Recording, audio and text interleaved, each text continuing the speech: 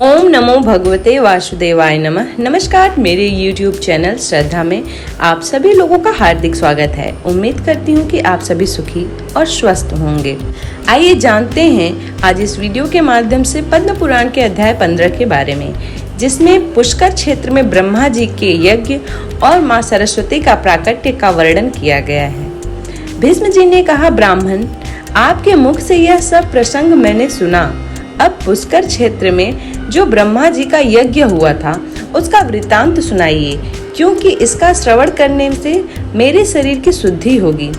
पुलत्स्य जी ने कहा, राजन, भगवान ब्रह्म जी ने पुष्कर क्षेत्र में यज्ञ कर रहे थे। उस समय जो जो बातें हुई उन्हें बतलाता हूँ, सुनो। पितामह का यज्ञ अति कृतज्ञ में प्रारंभ हुआ था। पुलत्स्य जी ने कहा, राजन, भगवान ब्रह्मा जी पुष्कर क्षेत्र में जब यज्ञ कर रहे थे उस समय जो जो बातें हुई उन्हें बतलाता हूँ, सुनो।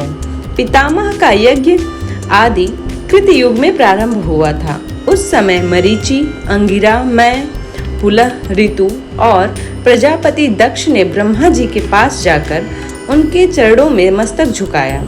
धाता, अर्यमा, शविता, वरुण, अंश, भग, इंद्री, विवस्वना, पुषा, त्वष्टा, मित्र और पर्जन्य आदि 12 आदित्य भी वहां उपस्थित हो अपने जाज्वलमय तेजस से प्रकाशित हो रहे थे।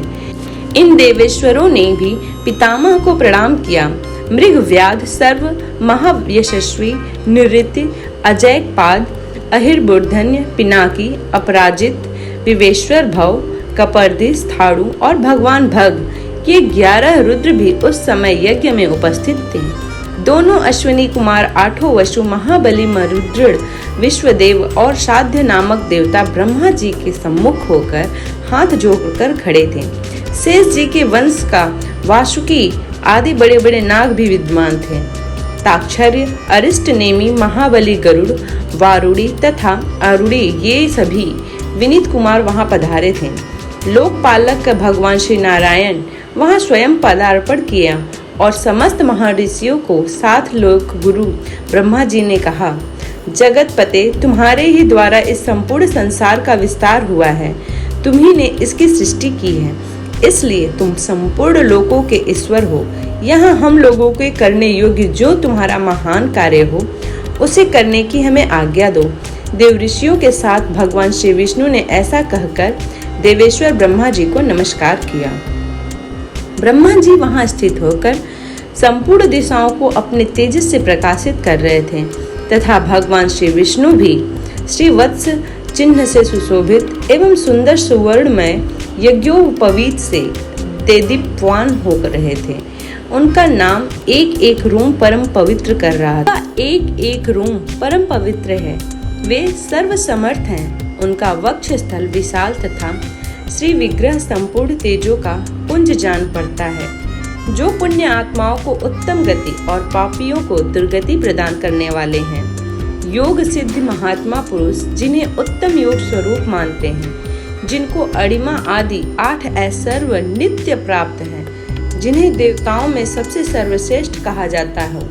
मोक्ष की अभिलाषा रखने वाले संयमी ब्राह्मण योग से अपने अंतःकरण को शुद्ध करके जिन सनातन पुरुषों को पाकर जन्म मरण बंधन से मुक्त हो जाते हैं। चंद्रमा और सूर्य जिनके नेत्र हैं तथा अनंत आकाश जिनका विग्रह है, उन भगवान की हम शरण लेते हैं। जो भगवान संपूर्णतः भूतों की उत्पत्ति और वृद्धि करने वाले हैं, जो ऋषियों और लोगों को सृष्टा तथा देवताओं के ईश्वर हैं, जिन्होंने देवताओं को प्रिय और समस्त जगत का पालन करने के लिए चिरकाल से पितरों को कव्य तथा देवताओं को उत्तम हविष्य अर्पण करने का नियम प्रवर्तित किया हूँ।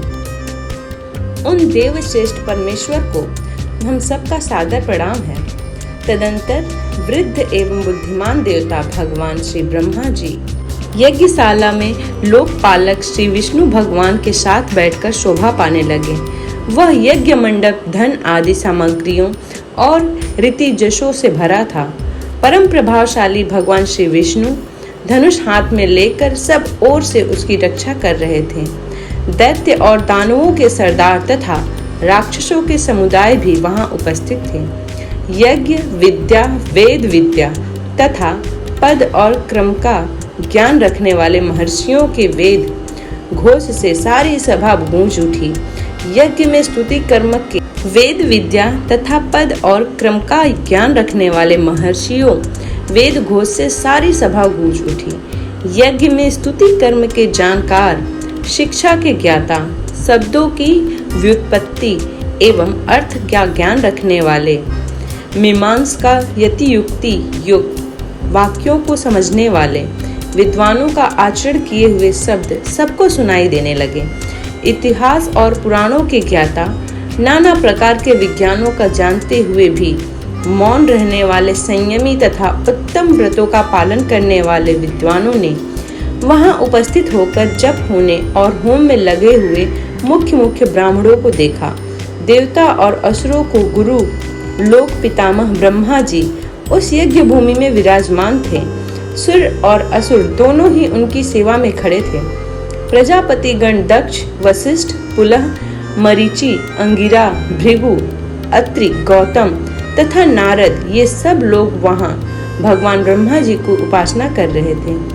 आकाश, वायु, तेज, जल, पृथ्वी, शब्द, स्पर्श, रूप, रस, गंध, ऋग्वेद, यजुर्वेद, सामवेद, अथर्ववेद, व्याकरण, छंद शास्त्र, निरूढ़, कल्प शिक्षा, आयुर्वेद, धनुर्वेद, मीमांसा, गणित, गज विद्या, अश्वविद्या और इतिहास, इन सभी अंगोपांगों से विभूषित संपूर्ण वेद भी मूर्तिमान होकर ओकार युक्त महात्मा ब्रह्मा जी की उपासना करते थे। नए क्रतु संकल्प, प्राण तथा अर्थ, धर्म, काम, हर्ष, शुक्र बृहस्पति, संवर्त बुध, शनैश्चर राहु, समस्त ग्रह, मृद्रुड़, विश्वकर्मा, पितृगण, सूर्य तथा चंद्रमा भी उद्या जी की सेवा में उपस्थित थे।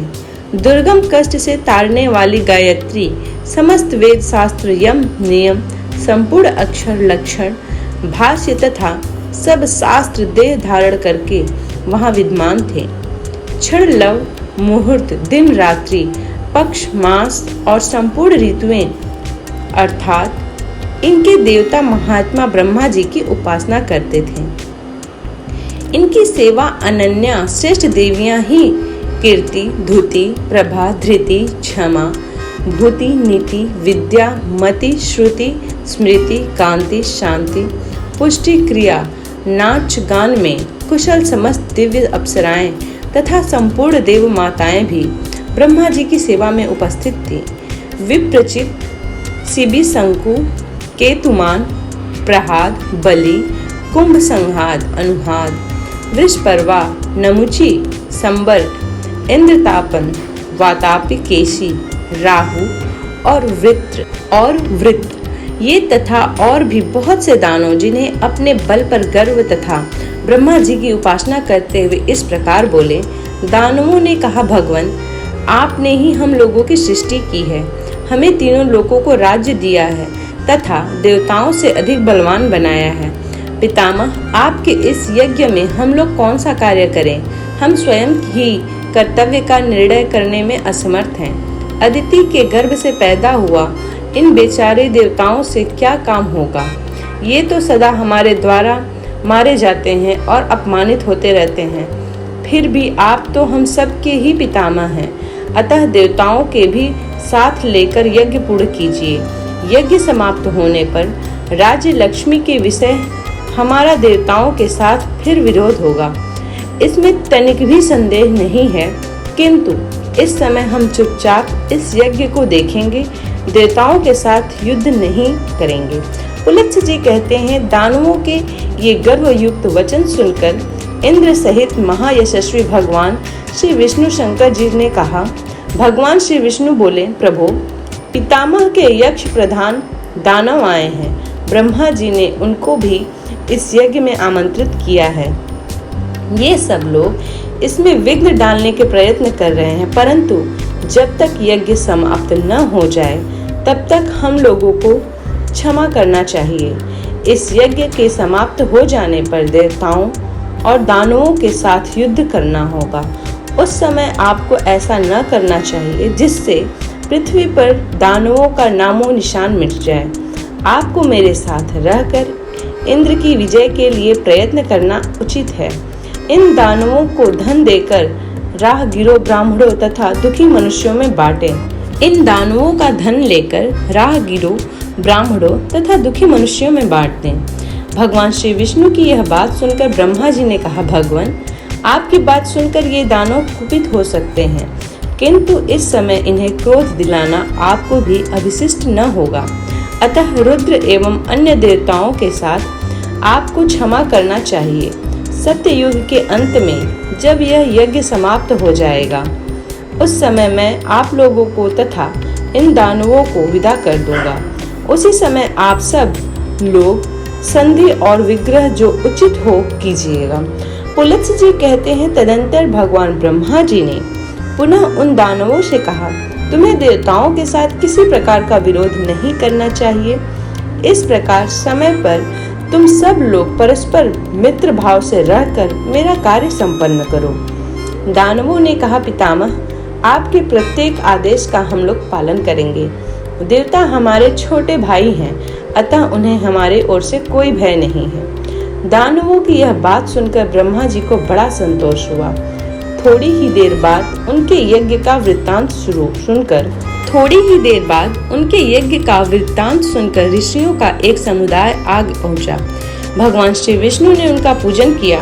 पिनकधारी महादेव जी ने उन्हें आसन दिया तथा ब्रह्मा जी के आज्ञा से वशिष्ठ जन और उनके सबको अर्घ्य निवेदित करने का उनको कुशल क्षेम पूछा और पुष्कर क्षेत्र में उन्हें निवास स्थान देकर कहा, आप लोग आराम से यहीं रहें। तत्पश्चात जटा और मृग चर्म धारण करने वाले वे समस्त महर्षि ब्रह्मा जी की यज्ञ सभा को सुशोभित करने लगे। उनमें कुछ महात्मा वालखिल्य थे तथा कुछ लोग संप्रख्यान, एक समय के लिए ही अन्न ग्रहण करने वाले अथवा तत्व का विचार करने वाले थे। वे नाना प्रकार के नियमों में संलग्न तथा वेदी पर शयन करने वाले थे। उन सभी तपस्वियों ने पुष्कर के जल में ज्यों ही अपना मुंह देखा, उसी क्षण वे अत्यंत रूपवान हो गए। फिर एक दूसरे की ओर देखकर सोचने लगे, यह कैसी बात है। इस तीर्थ में मुंह का प्रतिबिंब दिखने से सबका सुंदर रूप हो गया। ऐसा विचार कर तपस्वियों ने उसका नाम मुख दर्शन तीर्थ रख दिया। तत्पश्चात वे नहाकर अपने अपने नियमों में लग गए। उनके गुणों की कहीं उपमा नहीं थी। नरश्रेष्ठ वे सभी वनवासी मुनि वहां रहकर अत्यंत शोभा पाने लगे। उन्होंने अग्निहोत्र करके नाना प्रकार की क्रियाएं संपन्न की। तपस्या से उनके पाप भस्म हो चुके थे। वे सोचने लगे कि यह सरोवर सबसे श्रेष्ठ है। ऐसा विचार करके उन द्विजातियों ने उस सरोवर को श्रेष्ठ पुष्कर नाम रखा। तदंतर ब्राह्मणों को दान के रूप में नाना प्रकार के पात्र देने के पश्चात वे सभी द्विज वहां प्राची सरस्वती का नाम सुनकर उसमें स्नान करने की इच्छा से गए। तीर्थों में श्रेष्ठ सरस्वती के तट पर बहुत से दीन निवासी करते थे। नाना प्रकार के वृक्ष और स्थान की शोभा बढ़ा रहे थे। वह तीर्थ सभी प्राणियों को मनोरम जाना पड़ता था। अनेकों ऋषि मुनि उसका सेवन करते थे। उन ऋषियों से कोई वायु पीकर रहने वाला था और कोई जल पीकर, कुछ लोग फलाहारी थे और कुछ केवल पत्ते चबाकर रहने वाले थे। सरस्वती के तट पर महर्षियों के स्वाध्याय का शब्द गूंजता रहता था। मृगों के सैकड़ों झुंड वहां विचरण करते थे। अहिंसक तथा धर्मपरायण महात्माओं से उस तीर्थ की अधिक शोभा हो रही थी। पुष्कर तीर्थ में सरस्वती नदी सुप्रभा, कांचना, प्राची, नंदा और विशाल नाम से प्रसिद्ध 5 धाराओं में प्रवाहित होती हैं। भूतल पर कामन ब्राजी को सभाएं उनकी विस्तृत यज्ञ मंडप में जब दिव जातियों का शुभागमन हो गया, देवता लोग पुण्यवाचन तथा नाना प्रकार के नियमों का पालन करते हुए जब यह संपादनम लग गए और पितामह बाजी पल की दीक्षा ले चुके, उस समय संपूर्ण भोगों की समृद्धि से युक्त यज्ञ के द्वारा भगवान का यजन आरंभ हुआ। राजेंद्र, उस यज्ञ में द्विजतियों के पास उनकी मनचाही वस्तुएं अपने आप उपस्थित हो जाती थीं। धर्म और अर्थ के साधन में प्रवीण पुरुष भी स्मरण करते ही वहां आ जाते थे। देव गंधर्व गान करने लगे, अप्सराएं नाचने लगीं, दिव्य बाज बज उठे। उस यज्ञ की समृद्धि से देवता भी संतुष्ट हो गए। मनुष्यों को तो वहां का वैभव देखकर बड़ा ही विस्मय हुआ। पुष्कर तीर्थ में जब इस प्रकार ब्रह्मा जी का यज्ञ होने लगा, उस समय ऋषियों ने संतुष्ट होकर माँ सरस्वती का सुप्रभा नाम से आवाहन किया। पितामह का सम्मान करती हुई वेगशालिनी सरस्वती नदी को उपस्थित देखकर मुनियों को बड़ी प्रसन्नता हुई। इस प्रकार नदियों में श्रेष्ठ सरस्वती ब्रह्मा जी की सेवा तथा मनीषी मुनियों की प्रसन्नता के लिए ही पुष्कर तीर्थ में प्रकट हुई थी। जो मनुष्य सरस्वती के उत्तर तट पर अपने शरीर का परित्याग करता है तथा प्राची सरस्वती के तट पर जप करता है। उम्मीद करती हूँ कि पद्म पुराण अध्याय 15 का यह भाग आप लोगों को पसंद आया हो। वीडियो ज़्यादा लंबा ना हो, इसलिए पद्म पुराण के अध्याय 15 को मैंने 2 भागों में बांट दिया है, जिसका दूसरा भाग मैं अगले वीडियो में डालूंगी। इसी प्रकार के वीडियोस को प्राप्त करने के लिए चैनल को सब्सक्राइब करना ना भूलें। बेल आइकन ज़रूर प्रेस कर लें ताकि जो भी वीडियोस डालूं उसका नोटिफिकेशन आप सभी लोगों को तुरंत मिल जाए। मिलते हैं अगले वीडियो में, तब तक के लिए अपना ध्यान रखें। धन्यवाद।